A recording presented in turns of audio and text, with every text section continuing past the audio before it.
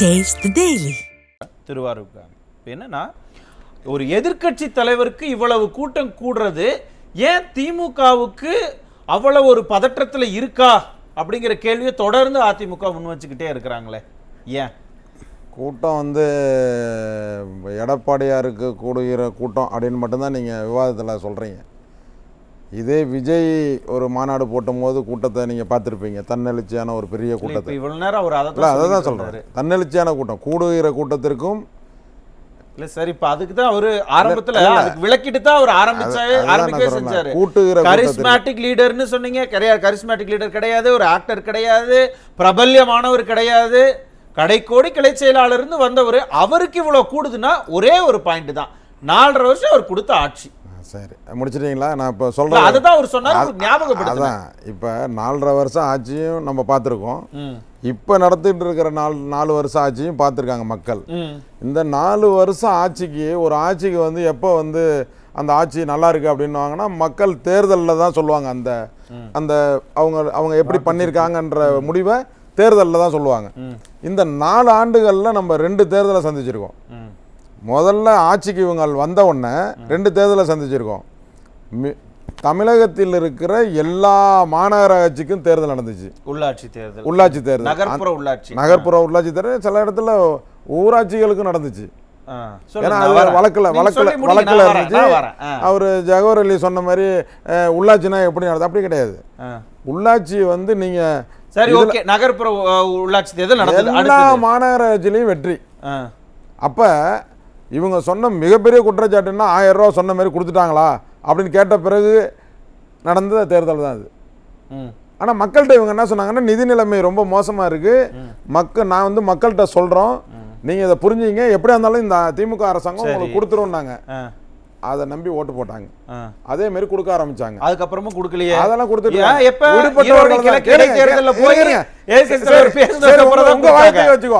உங்க அதுக்கு பிறகு தமிழகம் முழுவதும் தேர்தல் நடந்துச்சு.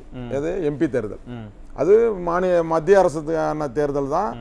அது ஒன்றும் பெரிய தப்பான விஷயம் கிடையாது. பிரச்சாரம் பண்ணாங்க. என்ன பிரச்சாரம் பண்ணாங்கன்னா, நாங்கள் தான் ஆட்சிக்கு வர போகிறோம், நாங்கள் யாருக்கு ஆட்சிக்கு வர போகிறார்களோ அவர்களுக்கு தான் ஆதரவு தெரிவிக்க போகிறோம், யார் பிரதமர் வேட்பாளர்னு தெரியாமையே ஓட்டு கேட்ட வரலாறு அதிமுகவுக்கு மட்டும்தான் உண்டு. இது வரைக்கும் ஒண்ணு அவங்களே புரட்சி தலைவர் தேர்தலில் என்ன வியூகத்தை சொன்னாங்க எந்த வியூகமும் கிடையாது.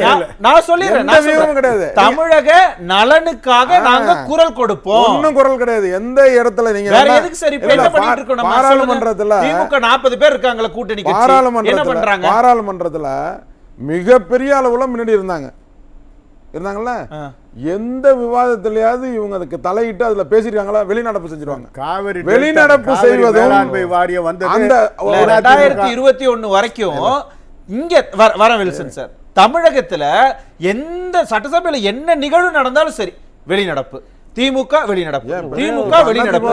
ஏன் அப்படின்னு கேட்டதுக்கு எதிர்ப்பு நாங்க எப்படி செய்வோம்? என்ன பண்றீங்க? ஐஎன்டிஏ கூட்டணியின் பிரதமர் வேட்பாளர் யாரு?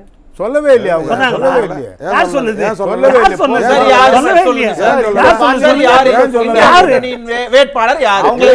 வேட்பாளர் தாங்க சார். ராஜீவ் காந்தி, ராகுல் காந்தியை சொல்லி சொல்லல. 2014 கேக்குறாங்க, 2019 கேக்குறாங்க, 2024 கேக்குறாங்க, 19 கேட்கல. அவர்கள் பெரிய கட்சி அந்த இயக்கத்துல காங்கிரஸ் மட்டும்தான். யார் அது? மம்தாவே ஏத்துக்க அது ஏத்துக்க மாட்டாங்க. கூட்டணியில இருந்தாங்க இல்ல, அவர்கள் அவங்க ஊர்ல எங்க சார் கூட்டணி? சரி அப்படின்னு தான் கேட்டோம். இருங்க, அவங்க உங்க வாதத்துக்கே வச்சுக்குவோம். அவர்கள் ஒரு கூட்டணியை ஏற்படுத்தி வைத்துக் கொண்டு அந்த கூட்டணியில யாராவது ஒருத்தவர்களை பிரைம் மினிஸ்டர்னே சொல்றாங்கன்னு வச்சுங்க. இவங்க என்ன அதிமுக என்ன சொல்லி கேட்டுச்சு? எதுவுமே இல்லையே. என்ன சார் எதுவுமே கூட்டணி இருந்தது? ஒரே நிமிஷம் இருங்க. கூட்டணியோட தான் அதிமுக எங்களுக்கு ஓட்டு போடுங்கன்னு 2014 மத்தியில யாருன்னு சொன்னாங்களா? மறுபடியும் இருங்களா, 2014 அதிமுகவுக்கு ஓட்டு போடுங்கன்னு கேட்டாங்க. அதே மாதிரி 2019லயும் அவங்க கூட்டணி வச்சிருந்தாங்க. ஆனா 2024 அதிமுகவுக்கு ஓட்டு போட்டீங்கன்னா மாநில உரிமைகளை நாங்க பிரதிபலிப்போம், அதுதான் எங்க கொள்கை அப்படிதானே சொன்னாங்க. சார், நான் என்ன சொல்றேன்? ஒருவேளை பிரதமருக்கான தேர்தல், ஒருவேளை பிரதமருக்கான யாராவது தேர்தல்ல இல்ல சார், நீங்க அதிமுக எங்க எம்பிக்கள் மாநிலத்துக்கு மட்டும் நாங்க வந்திருந்தாங்க. செய்வோம். யாருக்கும் நீங்க மாநிலத்துக்கு மாநிலத்துக்கு மட்டும் மட்டும் செய்யா? செய்வோம் சொல்றீங்க. அது எப்படி நீங்க நீங்க கணிக்க ஆல் இந்தியா முடியும்? லெவல்ல இன்னைக்கு இருந்த மாதிரி ஒரு இல்ல ஒரு சார், இதை இல்ல, உருவாக்கலையே. நீங்க பேசுறது எப்படி இருக்கு? அப்ப இப்படி கேட்டா அப்படி வரீங்க, அப்படி கேட்டா இப்படி வரீங்க. அதிமுக அன்றைக்கு செய்த தவறுனாலதான் இவ்வளவு சொல்றீங்களே, ஒரே இன்றைக்கு நிமிஷம், பாரதிய இவ்வளவு ஜனதாவுக்கு சொல்றீங்களே, மிகப்பெரிய இவ்வளவு பின்னடைவு அங்க ஜெயிச்சோம், மத்தியில ஏற்பட்டுச்சு. அவ்வளவு ஜெயிச்சோங்கிறீங்க. இந்த ஜனவரி மாதம் ஊரக உள்ளாட்சி தேர்தலை நடத்தி முடிச்சிருக்கணும். அதிமுக செய்த தவறுனால ஊரக தான் உள்ளாட்சி தேர்தலை பாரதிய ஜனதாவுக்கு மிகப்பெரிய ஷார்டேஜ் பார்லிமெண்ட் எலெக்ஷன்ல அலையன்ஸ் வந்திருந்தா டிஎம்கே தோத்துருக்கும்னு சொல்றாரு அவரு. சார், நீங்க அதானே சொல்றீங்க கருத்து. இப்ப நீங்க தான் சார் இப்ப சொன்னீங்க. நீங்க இன்னைக்கு தாங்கி இல்ல, பிடிக்கிறீங்களா? அதுதான் சார். நீங்க உங்களுக்கு தாங்கி புரியலையா? பிடிக்கிறீங்களா இன்னைக்கு? யார தாங்கி அப்ப பிடிக்கிறாங்க? நீங்க என்ன காங்கிரஸ் சொல்லணும்? கட்சி தான் திமுகவை தாங்கி பிடிக்குது. சார், திமுகவோட கூட்டணி கட்சிகள் தான் திமுகவை தாங்கி பிடிக்கிறாங்க. நான் சொல்றேன். இல்லன்னா திமுக நேரம் நிக்குமா?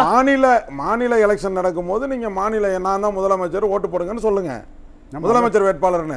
அகில இந்திய கட்சின்னும் போது ஒரு ஆல் இந்தியா லெவல்ல ஒரு வீகமே வகுக்க தெரியாம ஒரு தேர்தலை நீங்க சந்திச்சீங்க. திமுக அப்படின்றத என்ன நீங்க வியூகம் ஒத்துங்க. வகுத்தது? முதல்ல இந்தியா அதிமுக கூட்டணிக்கு என்ன வியூகம் இருந்தது? அடுத்ததுக்கு இந்தியா வந்தா இந்தியா தலைவர் கூட்டணிக்கு இல்ல என்ன சார். வியூகம் இருந்தது? எல்லா ஆல் வியூகம் இந்தியா இருக்கு. லெவல்ல என்ன தலைவரே வியூகம் வச்சிருந்தீங்க? இன்னைக்கு ஊருக்கு ஒரு யூகம். சரி, ஒரு மாநிலத்திலயும் நாங்க அங்க கூட்டணி இல்ல, நாங்க அங்க கூட்டணி இல்ல, ஆனா ஆல் இந்தியா லெவல் கூட்டணி என்ன இது? சார், அத பத்தி நம்ம பேசலாமா? சாருக்கு எல்லாமே தெரியும். என்ன தெரிஞ்சுக்கிட்டு இன்றைக்கு விவாதத்துல பேசணும். மறுபடியும் நீங்க ஒரு narrative set பண்ணிட்டே இருக்கீங்களே. இல்ல, நான் இங்க போன நாடாளுமன்ற parliament தேர்தலை பத்தி பேசல. உங்களுக்கு எல்லா விஷயமும் தெரியும், தெரிஞ்சுக்கிட்டே இல்ல அதை காந்தி நீங்க சார், பேச ஒரு கூடாது. விஷயத்தை நீங்க இல்ல, இல்ல இப்ப நடக்கிற நாடாளுமன்ற இப்ப தேர்தல் விவாதத்துக்கு சார், வந்துருவோம். ஒரு நிமிஷம் இருங்க சார். விவாதத்துக்கு- யாருமே வந்து சார், மறுக்கல விவாதத்துக்குள்ள சார். வந்துருவோம். நீங்க நாடாளுமன்ற தேர்தலை நாங்க ஜெயிச்சிட்டோம் அப்படிங்கறத மட்டுமே தான் ஆமா. ஒரு நெரேட்டிவா செட் பண்ணிக்கிறீங்களே ஆமா, ஒழிய ஆமா, நீங்க இவ்வளவு இப்ப இன்னைக்கு- வரைக்கும் சார், இப்ப வரைக்கும் இன்னைக்கு- சட்டமன்ற தேர்தலை பத்தியோ இருங்க. ஊரக உள்ளாட்சி தேர்தலை பத்தியோ ஏன் பேச சார், நான் அதான் மாட்டேங்கிறீங்க? சொல்றேன்ல. ஏன் திமுக பேச சரி, மாட்டேங்குது? பேசி முடிச்சிட்டீங்களா? பாரா ஜவஹர்லால் சார், ஒரே நிமிஷம். முடிச்சிடுறேன். 40 தொகுதியில சின்ன கருத்து மனோஜ், இல்ல சின்ன கருத்து.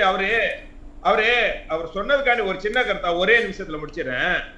2014 அதிமுக பாராளுமன்ற தேர்தல்ல வாங்கிய மொத்த வாக்குகள் தெரியுமா? 54%. ஆனா இது ஒரு நல்லாட்சி கொடுக்கறாங்க, மக்களுக்கு ஆதரவாக இருக்கிறாங்கன்னு சொன்னார்னா மினிமம் ஒரு 50% மேல ஓட்டு வாங்கியிருந்தா அது ஒரு நல்ல ஆட்சி அப்படின்னு சொல்லலாம். இவர்கள் மொத்த கூட்டணி வாங்கினதே 42%.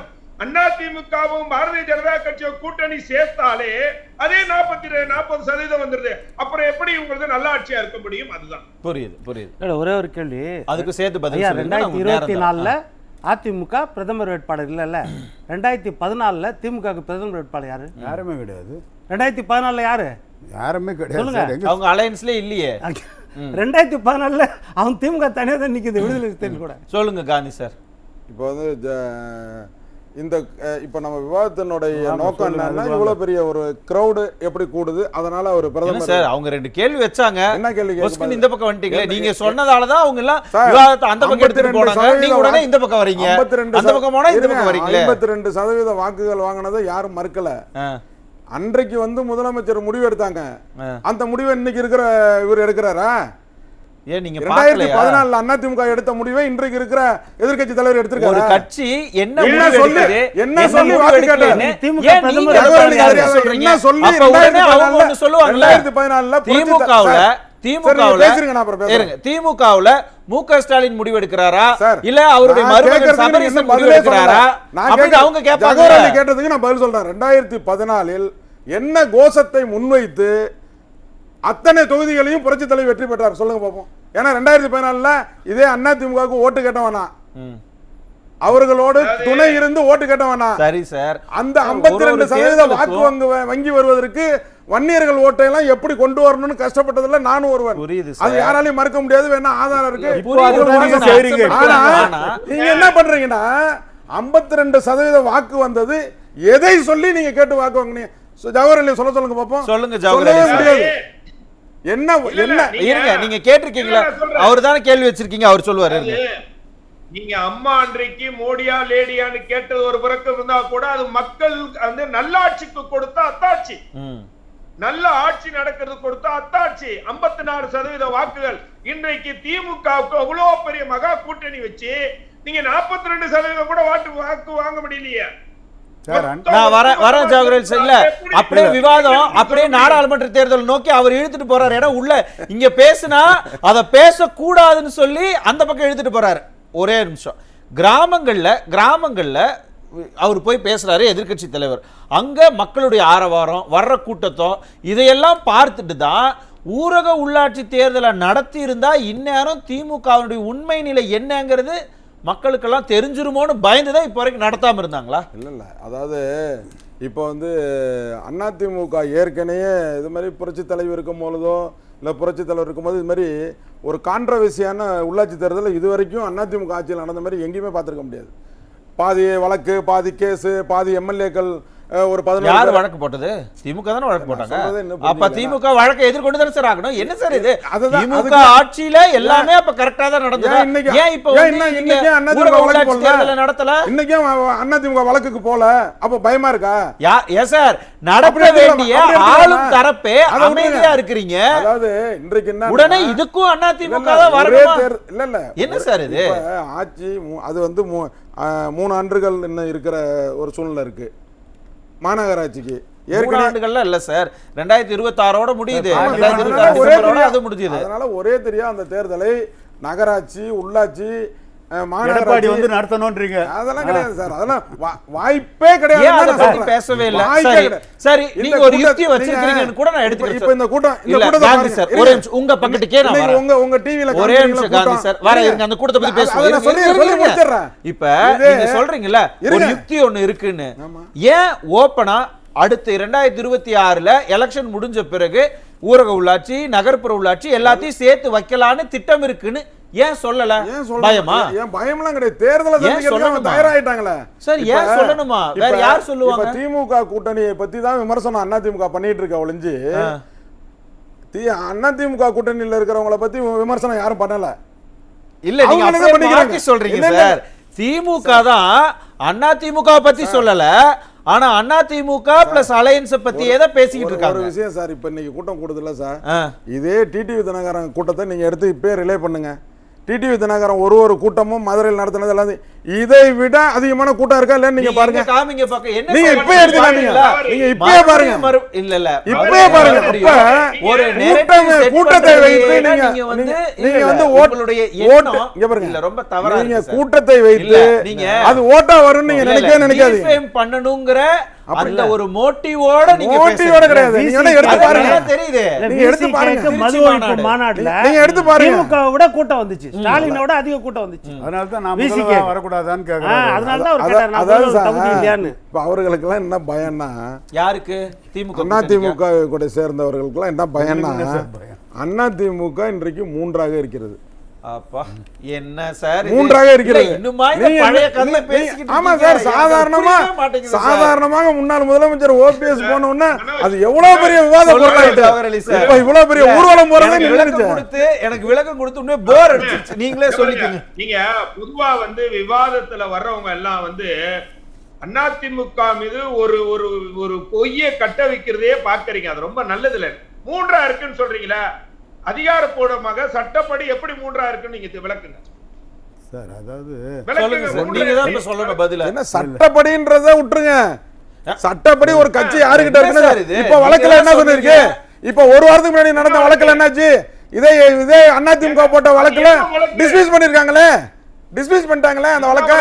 அப்ப கோர்ட் இன்னும் ஒத்துக்கலன்னு தானே அர்த்தம்? வழக்கு டிஸ்மிஸ் பண்ணிட்டாங்க. ஆமா, இங்க போட்டிருந்த வழக்கு எந்த வழக்கு? என்ன பேசலனா தெரியாது. ஒரு வழக்கு சொல்லுங்க. டிஸ்மிஸ் பண்ணாங்க. எந்த வழக்கு? என்னன்னு பாத்துவாங்க சார். நீங்க பாத்துவாங்க சார். எந்த வழக்கு சொல்லுங்க? எந்த வழக்கு? எந்த கோர்ட்? எந்த வழக்கு செயலாளரை தேர்ந்தெடுத்தது? அது செல்லாதெல்லாம் சொல்லுங்க. அவர் பொதுச் செயலாளர் தேர்தல் கமிஷன்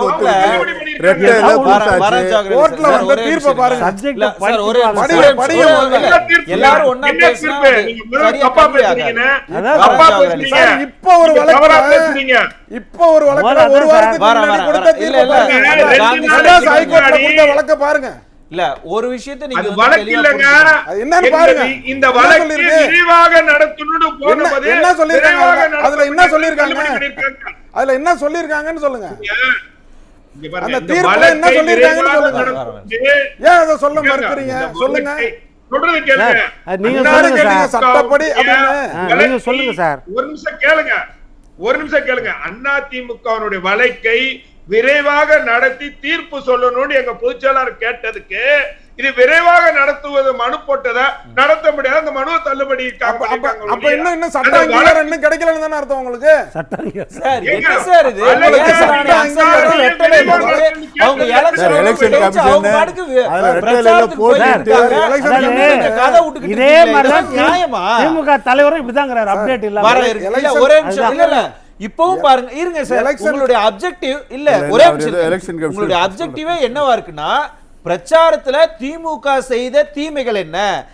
ஒரே நிமிஷம் சார். அவங்க வந்து அதிமுக பேசுறாங்க, ஆனா அதுக்கு ஒன்னா பதில் கொடுங்க, இல்லன்னா இல்ல நாங்க நல்லது பண்ணிருக்கோம்னு லிஸ்ட் கொடுங்க. ஆமாங்க சார். அதை விட்டுட்டு இன்னைக்கு சார் அதிமுகவை டிஃபேம் பண்றது, இருங்க. அதிமுக கூட்டணியை பத்தி ஏதாவது பேசுறது, இருங்க. மக்களை தவறா வழி நடத்துறதுன்னு சொல்லி சார், உங்களுடைய ஸ்ட்ராட்டஜியை மக்கள் ரொம்ப நல்லா புரிஞ்சிருக்காங்க சார், சார். நீங்க அதனாலதான் கூட்டம் ஒரே ஒரு விஷயத்தை மட்டும் வச்சுதான் அதிமுக அரசியல் நடத்துது. என்னன்னா நாங்க போற இடத்துல மக்கள் மக்கள் கூட்டம் வருது. ஆமா சார், வேற என்ன சார் வேணும்? நிறைய இடத்துல 2016 ஜெயிச்சதுக்கு பிறகு அப்போதைய முதலமைச்சர் செல்வி ஜெயலலிதா அவர்கள் பிரஸ் மீட் பண்றாங்க. ஒரே வார்த்தை தான் சொன்னாங்க, எல்லாரும் கூட்டணின்னு அவங்க எல்லாம் கூட்டணி வச்சாங்க, நான் ஒரே ஒருத்தங்களோட தான் கூட்டணி வச்சேன், மக்களோட கூட்டணி வச்சேன், மக்கள் என்ன அக்செப்ட் பண்ணிட்டாங்க, மக்கள் தீர்ப்பு மகேசன் தீர்ப்பு, அதை இப்ப அவங்க ப்ரூவ் பண்ணிட்டாங்க. நீங்களே உங்க வாயால ஒத்துக்கிறீங்க. இப்ப நீங்க இன்னும் புரிஞ்சுக்க, நான் தான் சொன்னேன் என்ன சார் புரிஞ்சுக்கிறது? நல்லா புரிஞ்சுக்கிறதால தான் கேக்குறேன் நானு. தினகரனுக்கு கூடின கூட்டம் கூட இந்த கூட்டம் இல்லன்னு நான் சொல்றேன். அதாவது கேட்டாங்களே, விசிகாவுக்கு கூடின கூட்டம் கூட திமுகவுக்கு கூடலையே, அப்ப என்ன திமுக என்ன அதல பாதாளத்துக்கு போயிருச்சா?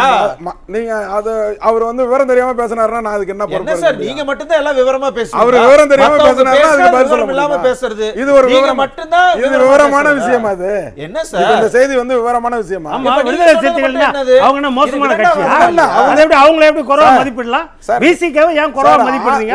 ஒரு அது சொன்ன உடனே உங்களுக்கு ஏன் இழிவா தெரியுது? சார், நீங்க இழிவா ஆமா, பேசுறீங்க. நீங்க தான் சொல்றீங்க. நீங்க இழிவா நீங்க என்ன பேசுறீங்க. சொல்றீங்க? இதே தினகரன் தான் பெருமை அதுக்கு தான் ஆனா விசிகாவுடைய விசிகாவை தலைவர் உட்படுத்தலாம். நீங்க இந்த விசிகாவை உடனே கீழே சார், இறக்குறீங்க. விசிகாவுடைய ஆமா, தலைவர் அதையே ஏத்துக்க மாட்டீங்க. உங்கள மாதிரி அதையே ஆட்களுக்கு ஏத்துக்க தான் மாட்டீங்க. கரெக்டா ஒரு பதில சொல்லிருக்காரு. நீங்க அதை பாத்திருப்பீங்கன்னு உங்களுக்கு நினைக்கிறேன். எல்லா தெரியுதா? பதிலும் அவருடைய பதில நீங்க எல்லா பாத்திருப்பீங்க. பதிலும் எல்லாரும் நீங்க பேசுறோம். இப்படி எல்லாம் சொல்லி காந்தி கூட்டணியில சார். இருந்து வெளியேறுவதற்கு நீங்க வழி செய்றீங்க. தினகரனியா? அது நடக்காது. தினகரனியா? விசிகா நீங்க தான் சார் சொன்னீங்க. விசிகா அந்த உதாரணத்தை நீங்க உதாரணம் சொன்னீங்கல்ல. நீங்க சொல்ற உதாரணம் பொருந்தும். நாங்க சொல்ற உதாரணம் பொருந்தாது. இது இங்க ஏன் பாருங்க, பயம் நம்ம வருது உங்களுக்கு? ஒரு- கூட்டணியில வெளியே இல்ல, போயிடுவாங்க. நம்ம ஒரு கருத்து சொன்னா எதிர்கருத்து வரத்தாச செய்யும். தமிழக உடனே மக்களுக்கு- எதிர்கருத்து தப்பு சார், அப்படின்னு தமிழக- abandon ஆ நம்ம தமிழக போக முடியாது. மக்களுக்கு ஒரு விஷயம் இல்ல, ஒரு குடும்பத்திற்கும் நான் கேக்குற கேள்விக்குள்ளேயே 1000 நீங்க வரவே ரூபாய் மாட்டேங்கிறீங்க. இருங்க. நான் நான் கேக்குற சொல்லிடுறேன், அப்புறம் நீங்க கேள்விக்குள்ளேயே சொல்லுங்க. நீங்க நான் வர வரவே இல்லை. மாட்டேங்கிறீங்களே. சொல்லுங்க. ஒரு மாதமும் 1000 ரூபாய் தாய்மார்களுக்கு போய் சேர்கிறது. மறுபடியும் முதல்ல இருந்தா ஒண்ணு. சார். ரெண்டாவது விஷயம், அவர்கள் கொடுத்த வாக்குறுதிகளை ஒன்றாக நடத்தி கொண்டிருப்பதில் தான் 10 தேர்தலுக்கு மேலாக தொடர்ச்சியாக வெற்றி இல்ல, பெற்று நீங்க வருகிறார்கள். சொல்றீங்கல்ல, வெற்றி பெற்று நாங்க வெற்றி நீங்க பெற்றோம், தோல்வியே 40 அடைஞ்சுக்கிட்டு நாங்க, இது வரைக்கும் வெற்றியே சொல்றீங்க. பெறாம அத நான் மட்டும் என்ன எல்லாரும் கேக்குறேன்? கேட்கணும். இல்ல, அமைதியா சண்முகம் வாயை சார், மூடிட்டு நான் ஒண்ணே ஒண்ணு கேட்கணும். கேக்குறேன். ஆனா மக்கள் இன்னைக்கு சார், கூடுறாங்கன்னு இது சொன்னா எல்லாமே இல்ல, புரியுது. அதை நீங்க கேட்க கூடாது அப்படின்னு என்ன மார்க்சிஸ்ட் நியாயம் அது? இல்ல, மார்க்சிஸ்ட் கம்யூனிஸ்ட் கட்சியுடைய செயலாளர் சண்முகம் கொடுத்த வாக்குறுதியை நிறைவேற்றல. இருக்கிற அரை ஆண்டு காலத்திலேயாவது சார், முடிஞ்ச அளவுக்கு நிறைவேற்றுங்க. நான் சொல்லல, இது அவங்க கூட்டணி கட்சியினுடைய தலைவர் சார், சண்முகம் சொன்னது. சார், நீங்க அதே எதிர்க்கட்சியில கூட்டணியில இருக்கிறவங்க சொல்றதெல்லாம் நான் சொல்லவா இப்ப உங்கள்ட்ட? சொல்லுங்க, நான் இதே கேட்டேன். உங்க தலைவர் பேசுனதே சொல்லவா? எங்க தலைவர்னா இப்ப பேசுனார், சொல்லுங்க. சார், தலைவர் இருங்க, பேச- சொல்லுங்க ஒரே சார், நிமிஷம் என்ன இருங்க. பேசுறாரு? இல்ல, இல்ல, அதாவது சொல்லுங்க. ஒரு சொல்லுங்க, விஷயம், எங்க தலைவர் சொல்லுங்க, என்ன என்ன பேசுறாரு? பேசுறாரு? சொல்லுங்க. சொல்லுங்க. இதுல என்ன இருக்கு? சொல்லுங்க, எங்க தலைவர் அதிமுகவில் ஒற்றுமையாக இருந்தால் இந்த வெற்றி வாய்ப்பு நம்மளுக்கு போயே இருக்காது. அதற்கு எடப்பாடி சரியா வரலன்னு சொல்லல. நீங்க எப்ப சொன்னாரு? MP நீங்க எலெக்ஷன்ல- சொல்லாததெல்லாம் ஏன் நீங்க MP சொல்லக்கூடாது. MP எலெக்ஷன் தான், இல்ல, MLA எலெக்ஷன் ஒரு தான். நிமிஷம் இருங்க. MP எல்லாரும் எலெக்ஷன் சேர்ந்து தான். ரெண்டு நிக்கணும். ஒண்ணு தானே அப்புறம். இல்ல, இல்ல, எல்லாரும் சேர்ந்து இல்ல சார், நிக்கணும். இல்ல, அப்புறம் காந்தி, என்ன? காந்தி, அப்ப இல்ல, இல்ல. உங்கள்ட்ட அங்க ஒற்றுமை ரொம்ப இல்லைன்னு நான் சொல்ல தெளிவா முடியாது. புரிஞ்சிருச்சு. எல்லாரும் சேர்ந்து கருத்து கிடையாது. கிடையாது. பாஜக கூட்டணியோட நிக்கணும். அந்த அதிமுக சுதந்திரம் குற்றம் சொல்றதுக்கு எதுவும் இல்ல. அந்த அவங்க சுதந்திரம் ஆட்சி அதிமுக பத்தி. கூட்டணி, அதனால பாஜக கட்சியை கூட்டணி பத்தி சொல்லிட்டே நிக்கணும்னு இருக்கிறது. சொன்னாரு எங்க தலைவர். புரிஞ்சிருச்சு சார். மக்கள் கிட்ட நம்பிக்கையை கொடுத்திருக்கிறோம் நாங்க, அதனுடைய வெளிப்பாடு தான் இந்த கூட்டம் அப்படின்னு சொல்றாங்களே. ஏன் திமுக வந்து அதையே எதையுமே சொல்லக்கூடாதுங்கிறதுல கான்சியஸா இருக்கிறதாலேயே ஒருவேளை அந்த பயம்னு அவங்க சொல்றது உண்மைதானோன்னு தோணலையா? சரி, இப்ப நடக்கிறது வந்து தேர்தல் பிரச்சாரம் கிடையாது. இது மக்களை சந்திச்சு நான் வந்து இருக்கேன் அப்படின்னு என்ன ஒரு விஷயத்தை தக்க வைத்துக் கொள்வதற்காக ஒரு ஏற்பாடு தான் இது அதிமுகவினுடைய இன்றைக்கு பொதுச் செயலாளர் செய்கிறாரு. ஏன்னா அதிமுக யாரிடம் இது இன்னும் சட்ட ரீதியாக போகின்ற பிரச்சனை மறுபடியும் பாத்தீங்களா? சொல்லிடுறேன், அப்புறம் நீங்க சொல்லுங்க. இல்ல இது எப்படி நான் அனுமதிக்க முடியும்? இல்ல இல்ல உங்களுடைய ஒரே மோட்டிவ் வந்து இல்ல சார், இப்ப தேர்தல் இல்லையே, தேர்தல் தேதி அறிவிச்சு விமர்சிக்கிறதா? இது தேர்தல் பிரச்சாரமா? இது தேர்தல் பிரச்சாரமா?